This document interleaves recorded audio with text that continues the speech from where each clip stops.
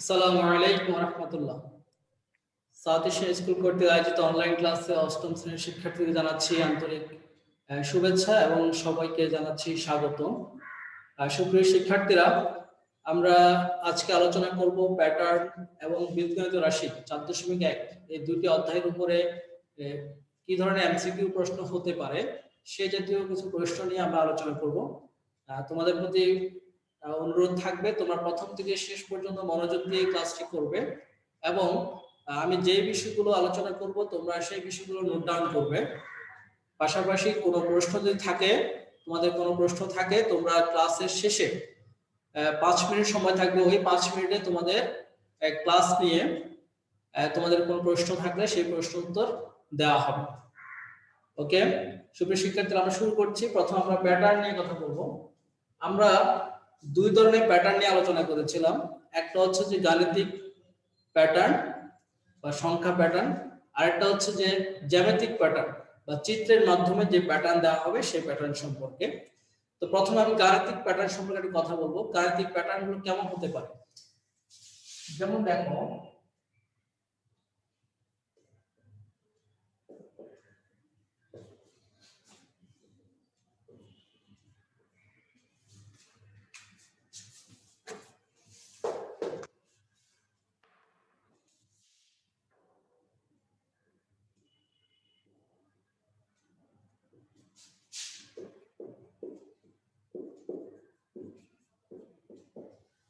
গাণিতিক বা সংখ্যা প্যাটার্ন। গাণিতিক বা সংখ্যা প্যাটার্ন কিরকম হতে পারে, যেমন আমি যদি বলি 4 7 10 এবার দিয়ে ডট ডট ডট দিলাম। তোমাদের পরীক্ষা আসলো যে 4 7 10 একটা সংখ্যা প্যাটার্ন হলে তার পরবর্তী পদ কত, তাহলে তুমি কিভাবে বের করবে? 4 7 10 পরবর্তী পদ কত হবে, কিভাবে বের করবে? কে বলতে পারবে? স্যার পারবো স্যার। বলো তো পরবর্তী পদ কত হবে? Sir 13 sir. 13। কিভাবে বলছো তুমি? দেখো স্যার প্রত্যেকটা এখানে পার্থক্য 3, এখানে পার্থক্য 3, তাহলে পরবর্তী পদ কত হবে? আর 3 13 পার্থক্য 10 কত 13। হবে? 13। কিন্তু মজার বিষয় হচ্ছে প্রশ্ন কিন্তু সবসময় এরকম থাকবে না। প্রশ্ন তোমাকে একটু পেঁচাবে সেরকম। যেমন তোমাকে বলবে 4 7 10 এই সংখ্যা প্যাটার্নের পঞ্চম পদ কত বা ষষ্ঠ পদ কত, তখন কি করবে তুমি? যদি তোমাকে বলা হয় 4 7 10 এর পরবর্তী পদ কত, তাহলে তুমি সহজে বলতে পারবে যে 13। কিন্তু তোমাকে বলবে যে পঞ্চম পদ কত, তখন তুমি কিভাবে বের করবে? তখন তোমাকে বুঝতে হবে যে 4 7 10 13 হচ্ছে চতুর্থ পদ, পঞ্চম পদ হবে আরো 3 বেশি, তার মানে কত? 16। 16। যদি তুমি এটা বুঝতে পারো তাহলে তুমি সহজে অ্যানসারটা করতে পারবে। আচ্ছা, যদি আমি এরকম দিই,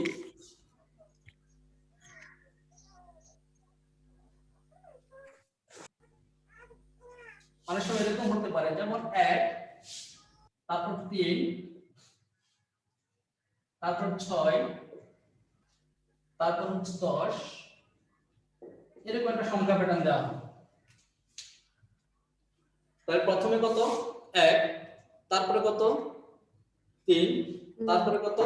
6, তারপরে কত? 6 বললো পরবর্তী পদ কত হবে। তাহলে পরবর্তী পদ কত হবে কে বলতে পারবে? দেখো প্রথমে 1 এবং 3 এর মধ্যে পার্থক্য কত? 2 2 3 এবং 6 এর মধ্যে পার্থক্য কত? 3 3। 6 এবং 10 এর মধ্যে পার্থক্য কত? 4 4। পরবর্তী তাহলে 15 15 15। গুড। 5 তার মানে প্রথমটার মধ্যে পার্থক্য হচ্ছে 2, তার পরবর্তী পার্থক্য হচ্ছে 3, তার পরবর্তী পার্থক্য হচ্ছে 4, তার পরবর্তী পার্থক্য কত হবে? 15 5 5। তার মানে পরবর্তী পদ হবে 15। বুঝা গেল? Yes sir. Yes sir. এই জাতীয় এমসিকিউ তোমাদের আসবে। এরপর আসো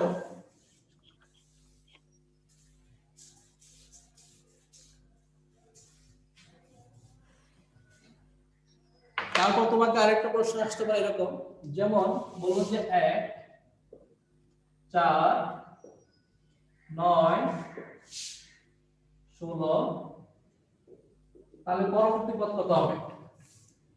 কিভাবে বের করবা? প্রথম পদ হচ্ছে 1, তারপর পরবর্তী 4, তারপর 9, তারপর হচ্ছে 16। এর পরবর্তী পদ কত হবে? কিভাবে আমরা বের করব? স্যার এটা বিজোড় সংখ্যা হবে স্যার। ফার্স্টে 3, তারপর দেখো 5, তারপর তুমি যদি 7। পার্থক্য বের করো, পার্থক্য বের করলে এখানে হচ্ছে 3, এখানে হচ্ছে 5, 5, এখানে কত? 7, 7, তারপরে এরপর কত? স্যার 11 হবে। 11। কিভাবে 11 হবে? 3 5 7, তারপর হচ্ছে কত? Sir 9 sir. 9, তারপরে কত হবে? 11 পরবর্তী পদ কত হবে? 11 16 এর সাথে 9 যোগ করলে কত হয়? 25। 25। তারপর দেখো 25 পার্থক্য 9, তারপর পার্থক্য কত হবে? 11 হবে 9 36। এটা কিন্তু দেখো 36 এইভাবে বের করতে পারবা। আরেকটা পদ্ধতি আছে বের করার জন্য, সেটা কি রকম?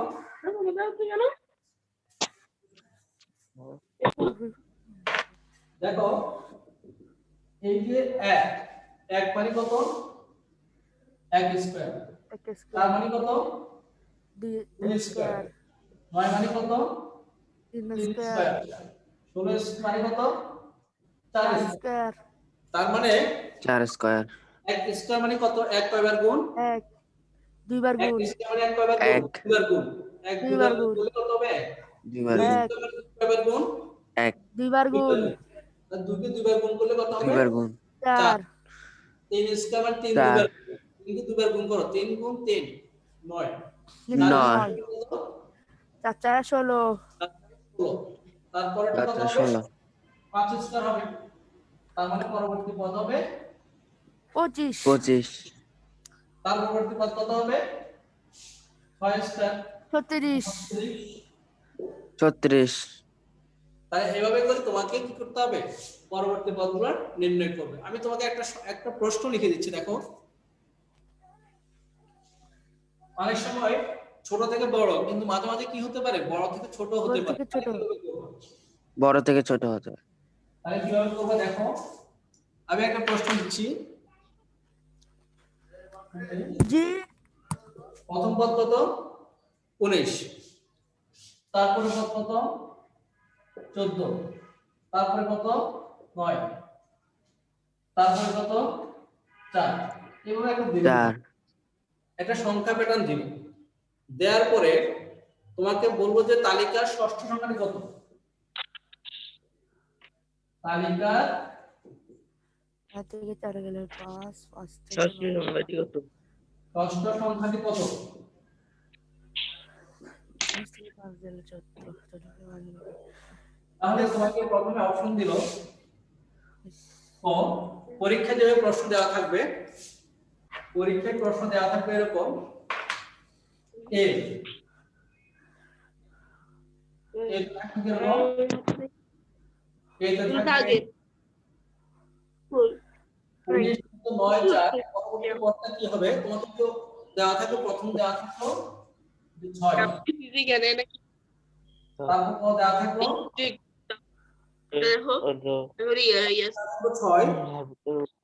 তারপর দেওয়া থাকলো মাইনাস,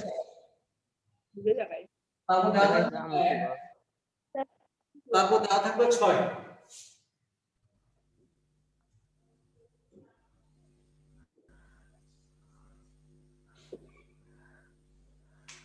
বা এ বি সি ডি আমি দিই।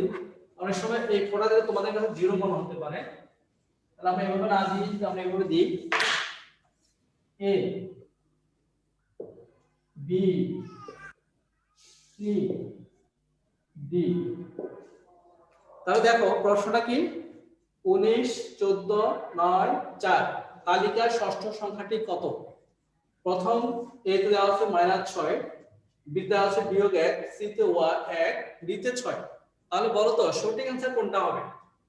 পরীক্ষায় তোমাকে কিন্তু এটা সঠিক সি অ্যান্সার করতে হবে, দাগ দিতে হবে, ঠিক দিতে হবে, বা তোমাকে সিলেক্ট করতে 1, কত স্যার হবে? সি হবে 1 কত স্যার হবে? সি সি এক। এক হবে। সি আচ্ছা, স্যার Yes, এক। sir. আর কে বলবে?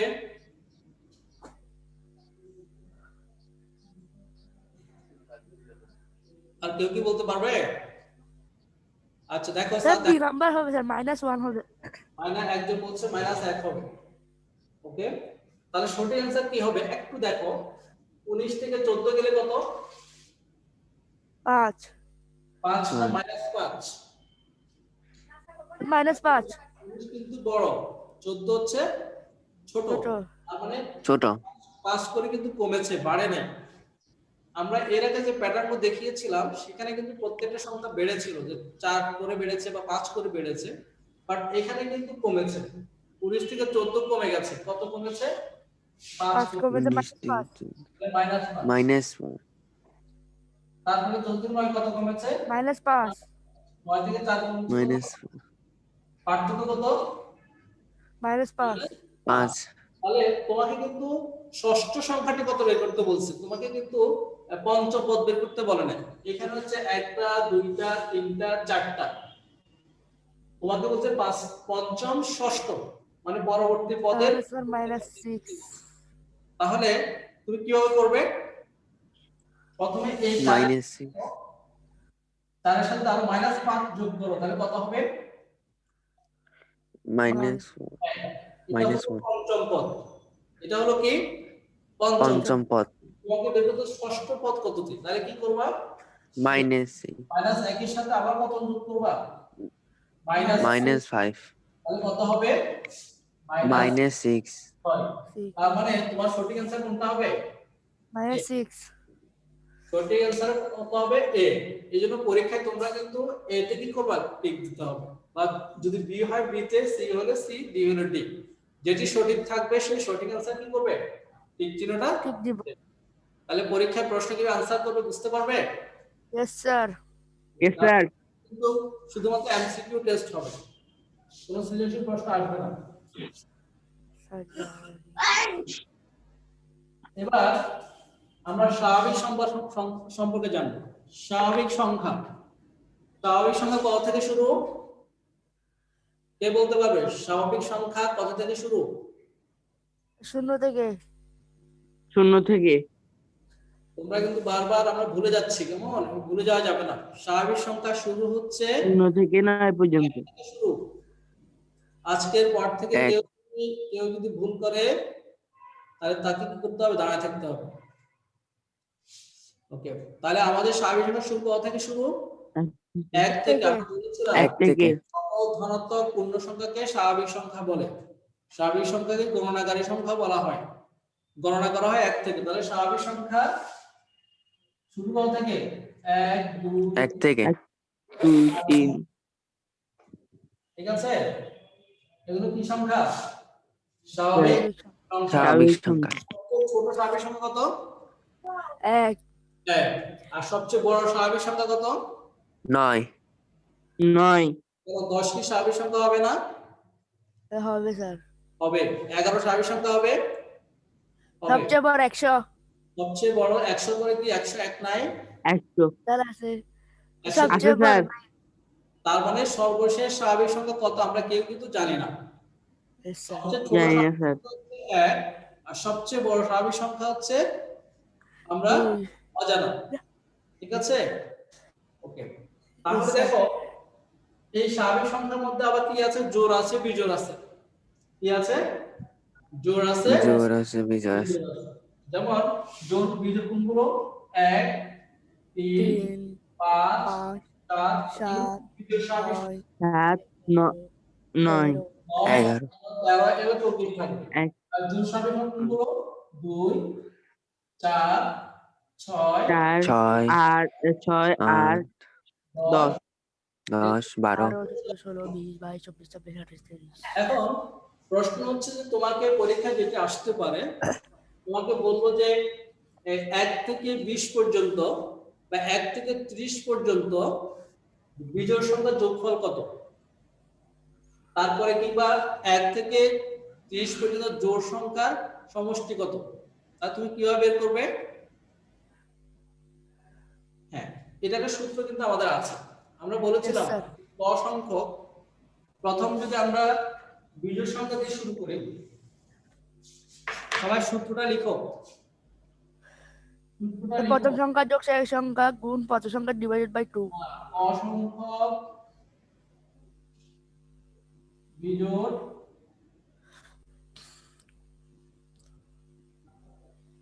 স্বাভাবিক সংখ্যার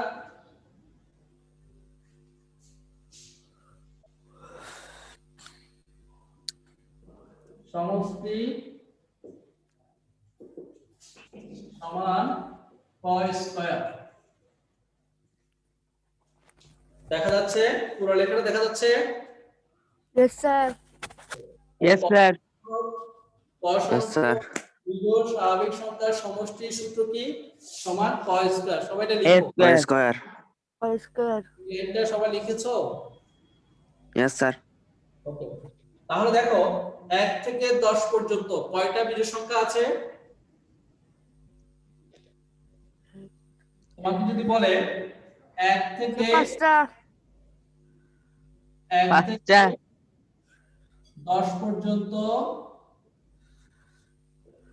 বিজোড় স্বাভাবিক সংখ্যার সমষ্টি কত হবে? 5টা স্যার। 5টা। স্যার। তাহলে ক এর মান কত হবে? 5 স্কয়ার। 5 square. 5 5 square. স্কয়ার গুণ, তার মানে হচ্ছে 25। তার মানে কত? 25। 25. 25. যদি বলা হয় 1 থেকে 30 পর্যন্ত বিজোড় স্বাভাবিক সংখ্যার সমষ্টি কত? তাহলে কি হবে? 1 থেকে 30 পর্যন্ত কয়টা বিজোড় সংখ্যা আছে? আমরা জানি কিন্তু যে কোনো সংখ্যা অর্ধেক জোড় অর্ধেক বিজোড়, অর্ধেক জোড় অর্ধেক বিজোড়। 15টা। তারপর 15টা। 15টা স্যার। 15 বিজোড় সংখ্যা হচ্ছে কত? 15টা। 15টি। 15। 15টা। 15টা জোড় সংখ্যা আছে, 15টা বিজোড় সংখ্যা আছে। তাহলে 1 থেকে 30 বিজোড় স্বাভাবিক সংখ্যার সমষ্টি কত হবে?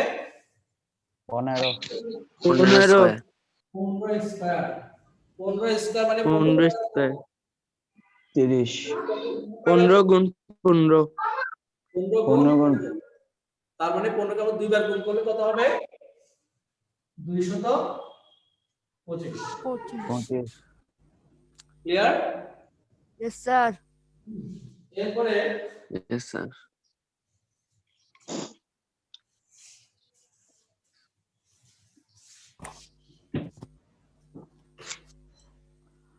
হ্যাঁ, যে কোনো সংখ্যা প্যাটার্ন, মনে করো 1 2 3 4, এই সংখ্যাগুলোকে আমাকে বের করতে বললো কি? আমাকে বললো যে 100 পর্যন্ত বা 50 পর্যন্ত সংখ্যা সমষ্টি বের করো। 50 পর্যন্ত সংখ্যাগুলো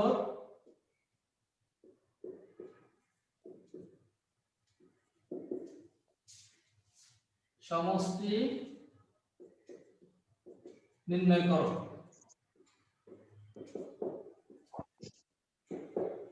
দেখো এই সমষ্টি বের করার একটা সূত্র আমরা জানি।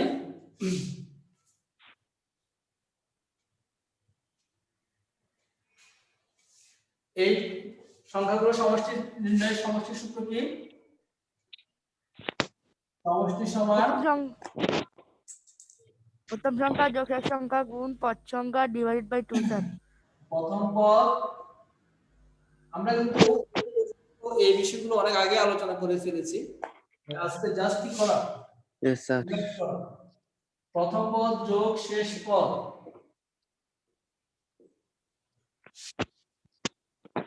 গুণ পদ সংখ্যা পদ সংখ্যা গুণ পদ পদ সংখ্যা সংখ্যা ভাগ কত? 2। 2। 2. দেখো প্রথম পদ যোগ শেষ পদ গুণ পদ সংখ্যা ভাগ 2। তোমাকে যদি প্রশ্ন আসে যে স্বাভাবিক ক্রমিক সংখ্যার সমষ্টি নির্ণয় করার সূত্র কি, তাহলে পরীক্ষা কি পারা যাবে? Yes, sir. সমষ্টির সূত্র হচ্ছে প্রথম পদ যোগ শেষ পদ গুণ পদ সংখ্যা ভাগ কত? 2। তাহলে বলো তো 1 থেকে 50 পর্যন্ত সংখ্যাগুলোর সমষ্টি নির্ণয় করো বলছে। এখানে প্রথম পদ কত? প্রথম পদ কত এখানে? 1 1। শেষ পদ কত? 50 50 গুড। এখানে কয়টা পদ আছে মোট? 50টা দুটো পদ আছে। ভাগ কত? 2 2। সূত্রে 2। তাহলে দেখো এই 50 কে আমরা 2 দিয়ে ভাগ করলে কত হবে? 25। 25 তারপরে কত হবে? 51। গুণ দেখা যাচ্ছে না? তার উপরে রাখেন, দেখা যাচ্ছে না 1275 স্যার। দেখা যাচ্ছে এবার? স্যার 1275। Yes sir. তাহলে 25 থেকে 25 এর 5 হাতে হচ্ছে 2, 5 25 125 126 আর 2 করে 26 স্যার 27 1275 1275 1275 সমস্ত মানে এত থেকে আপনি যখন 1275। তাহলে দেখো এই সূত্রটা প্রয়োগ করে কিন্তু আমরা কি করব? আমরা সমষ্টি বের করব। কথা এটা করা যাবে। ওকে, আমরা এক ধরনের সংখ্যা শিখেছিলাম এরকম। দেখো 0 1 1 2 3 2 5। এই একটা সংখ্যা প্যাটার্ন। বলো তো পরবর্তী পদটা কত হবে? কে বলতে পারবে? 8 কিভাবে? স্যার একের সাথে 1 যোগ করলে 2 8 দেখো তখন 0 আর 1 যোগ করলে কিন্তু 1 হয়।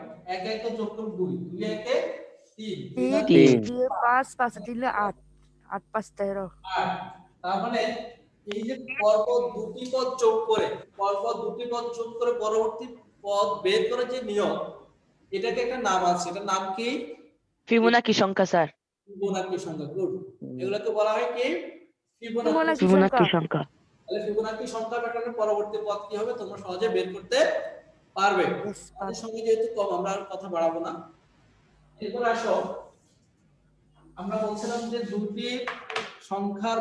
একটি সংখ্যাকে দুটি সংখ্যার বর্গের যোগফল প্রকাশ। সেটা কি রকম? যেমন দেখো আমরা যদি বলি 20, 20 কে কি আমরা দুটি সংখ্যার বর্গের যোগফল প্রকাশ করতে পারবো? যদি পারে তাহলে কিভাবে প্রকাশ করব?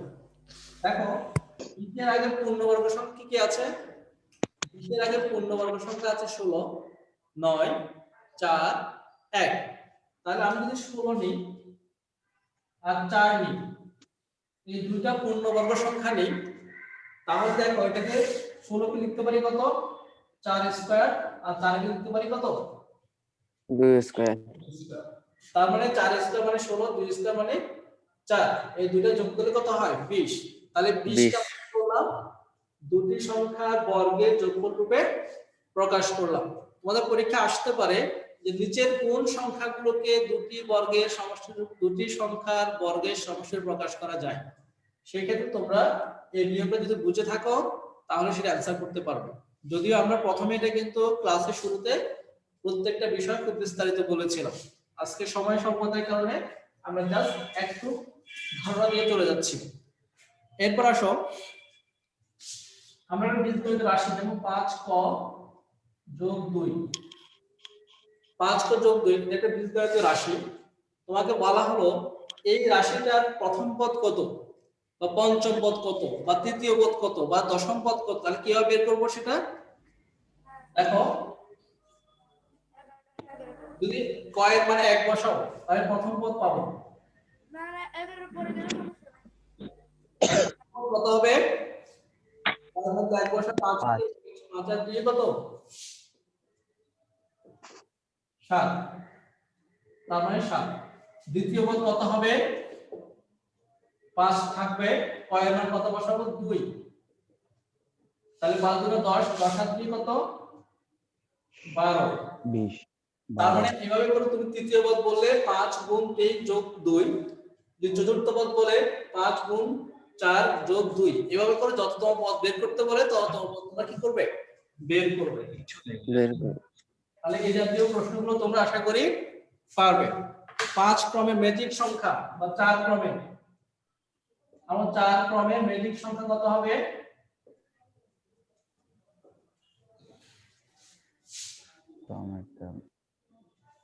ম্যাজিক সংখ্যা সম্পর্কে আমরা বলেছিলাম। ম্যাজিক সংখ্যা কি? ম্যাজিক সংখ্যা হচ্ছে যে যেমন যদি 4 ক্রমে ম্যাজিক সংখ্যা বলে তাহলে 4টা কি হবে? 20 প্রথমে ম্যাজিক সংখ্যা হবে 20 1 2 3 4 টোটাল 16টা গড় হবে। 1 থেকে 16 পর্যন্ত সংখ্যাগুলো আমরা এমন ভাবে বসাবো যাতে উপরে নিচে কোণাকুণি পাশাপাশি যোগ করলে সবসময় যোগফলটা কি থাকবে? 1 থাকবে। তাহলে তারপর ম্যাজিক সংখ্যা হবে কত? কিভাবে বের করব? এটা আমরা ফর্মুলা দিয়েছিলাম। ফর্মুলা ছিল কি? যদি ক হতো এখানে ক ম্যাজিক সংখ্যা বের করব কি ক ইনটু ক স্কয়ার যোগ 1 ভাগ 2 এটা ছিল আমাদের সূত্র। তাহলে ক এর জায়গায় তুমি 4 বসাও তাহলে 4 ক্রমে ম্যাজিক সংখ্যা কত হবে? 4 ইনটু 4 স্কয়ার যোগ 1 4 স্কয়ার ডিভাইড বাই 2 যোগ 1 ভাগ 2 ডিভাইড বাই 2 কত হবে? 4 কে 2 ভাগ করলে 2 2 গুণ কত? 17 তার মানে 4 ক্রমের ম্যাজিক সংখ্যা 34। এই কথার অর্থ কি? এই কথার অর্থ হচ্ছে যে তাহলে কোণাকুণি সোজাসুজি যোগ করে 34 বের করতে হবে। এমন সাজাবো তাই বসাবো যাতে 34 উপরে নিচে কোণাকুণি পাশাপাশি যোগ করলে যোগফল সবসময় কত হবে? 34 34 হবে। যদি 5 ক্রমে ম্যাজিক সংখ্যা বলতো তাহলে তুমি কয়টা কি বসাবা? 5 5 বসাতাম। যদি 6 ম্যাজিক সংখ্যা বলে কয় জায়গায় 6 বসাবা? গুণ ভাগ করে ম্যাজিক সংখ্যাটা বের করতে পারবো। তাহলে আশা করি ম্যাজিক সংখ্যা নিয়ে আর কারো কোনো কথা নেই।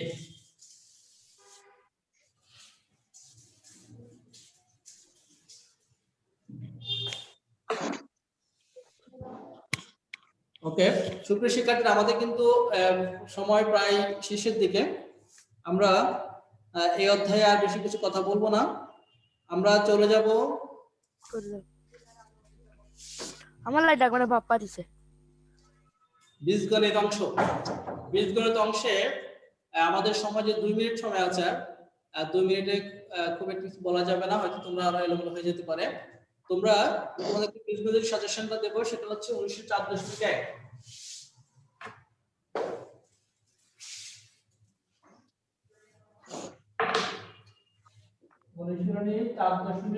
4.1 এর উপরে প্রথম কাজ হবে সূত্রগুলো।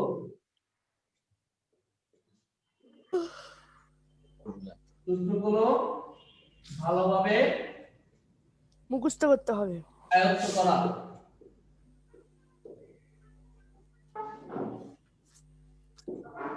সূত্রগুলো সম্পর্কে তোমাদেরকে মোটামুটি সূত্রগুলো ব্যাখ্যা, কিভাবে সূত্রগুলো করতে হবে, মনে রাখতে হবে বা প্রয়োগ করতে হবে, সেই বিষয়গুলো আমরা ক্লাসে বিস্তারিত বলেছি।